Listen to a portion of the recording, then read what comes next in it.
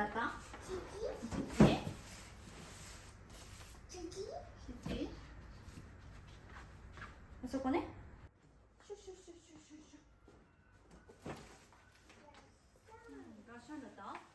Namaskar and konnichiwa everyone. This is Aya from Japan Ninja Family. Now that we've stepped into the new year, have you set any resolutions? If you are looking for inspiration, or if last year didn't go as planned, maybe it's time for a change. Why not begin with decluttering? There are two significant benefits. Firstly, it will give you space for new things or habits, which can gradually change your daily choice. Secondly, it will reduce the risk of potential disasters inside the house, like a fire or injuries from falling objects such as a tall furniture. I say this as someone from Japan, a country often hit by earthquakes, even though the chances might be lower for you. And you may have heard about the recent major earthquake in Japan. My new year started with this unexpected news from my home country, along with airplane collisions. It's hard to find the words to describe these events, especially considering the significance of New Year's Day in Japanese culture. This is a time for family gatherings and celebrating a happy year ahead. As part of celebrating the biggest day of the year, we have a tradition of engaging in extensive cleaning at the end of the year. We call osoji in Japanese. I follow this tradition every year, but this time our decluttering journey happened with moving to a new home at the end of last year. Unfortunately, that was prompted by distressing experience of having our car stolen, a challenge that pushed us to embrace change. In this video, I'll share our decluttering journey, which I believe can help you start the new year on a better note. It is inspired by Marie Kondo and insights from Indian culture. Additionally, I'll touch upon how we are decluttering our personal finances after the car theft. Let's dive in.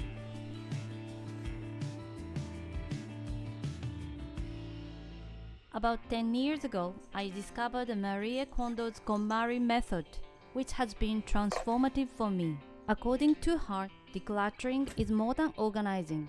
It's a meaningful step towards releasing old habits and memories that hold us back. The key aspect of her method is to gather all items in each category together, like I'm putting all of my clothes in one place. This process helps you realize the actual quantity you own. Usually, the amount exceeds what you imagine in your head, revealing a shocking truth just as it did for me. Another key method focuses on keeping items that spark joy and letting go of the rest with gratitude. Often, the joy is not immediately obvious, but trust me, you'll feel it when you hold the item in your hands. Take as much time as you need, whether it's examining, watching, or trying on the item. Quick response isn't the priority here.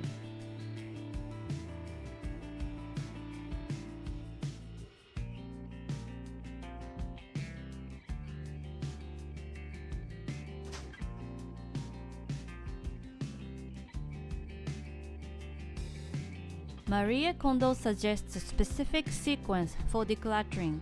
Start with clothes, then books, papers, miscellaneous items, and finally mementos. If you are new to the KonMari method, I've included details about her book in the description below.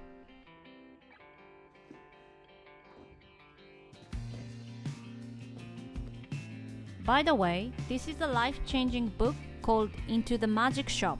It's about mindfulness and incredibly inspiring. Taking this opportunity, we decided to switch from DVDs to a smart TV. We hadn't really found the time to watch movies anyway since our son was born. Toys were a bit tricky to declutter because of the attachment they held, reminding us of a bunch of memories from the baby period. However, Marie Kondo also emphasizes that letting go of items is not always necessary. If an item brings you happiness it's perfectly fine to keep it, as long as you do so with clarity and intention. When I watched the series of Tidying Up with Maria Kondo on Netflix, one of the toughest challenges seemed to be dealing with family members who live with you. Even if you are ready to declutter, your partner may not be on the same page. In such situations, Maria suggests focusing on your own belongings and leaving others' items alone. In my experience, I took small steps each time we moved the houses. I'd ask my husband, does this item suit the future self that you are aiming to be? I am not sure if it's good or bad, but this question seemed to offer him a new perspective on decluttering. And of course, kids often interrupt the cleaning process. But I found that decluttering is particularly beneficial for families with children. It not only maximizes the safety, but also minimizes the time spent on daily cleaning and household chores. Through my decluttering journey over the last 10 years, I realized two important takeaways. Firstly, a large portion of my belongings were just a remnant of my past self or influenced by others' expectations. These items didn't hold much meaning for me after all. Secondly, the items around me have a big influence on my daily choices and financial decisions. These everyday choices lead a big difference over the years.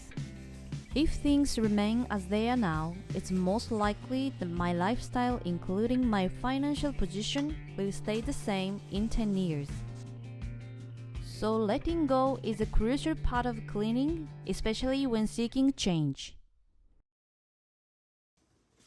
My decluttering journey also includes valuable lessons from Indian culture.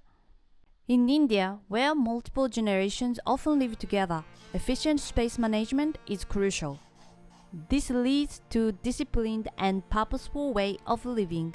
I've noticed a focus on maintaining essentials without unnecessary luxury, inspiring me to pursue a more meaningful life with less. For example, Indian homes often filled with a variety of kitchen items like spices, flowers, and cookwares. Since food is so directly related to a family health and bonding, it is so reasonable that the shelves are filled fully with those stuffs. This minimalistic yet fulfilling approach by Indian people has offered me a fresh perspective on living simply and meaningfully. The incident of our car being stolen was a trigger to reevaluate our finances since then. That was an awful experience, but it also changed our mindset. For instance, we've noticed a car is not essential in our current lifestyle. Therefore, we decided not to buy a new one soon, saving on the car insurance, fuel, and maintenance costs. And we were able to hire a car when needed for a trip.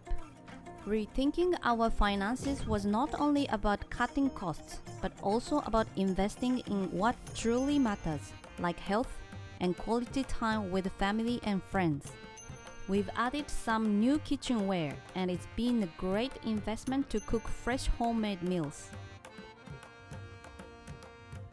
So these are our recent decluttering experience, from our belongings to personal finances. Even though I've gone through many rounds of decluttering before, like most people, I found it hard to let go of things. But the life follows the rhythm of welcoming the new and the letting go of the old. So letting go is a must-do in order to welcome changes in your new year. I wish that 2024 brings you new opportunities. Please stay safe and healthy wherever you are now. Thank you for watching. Tata.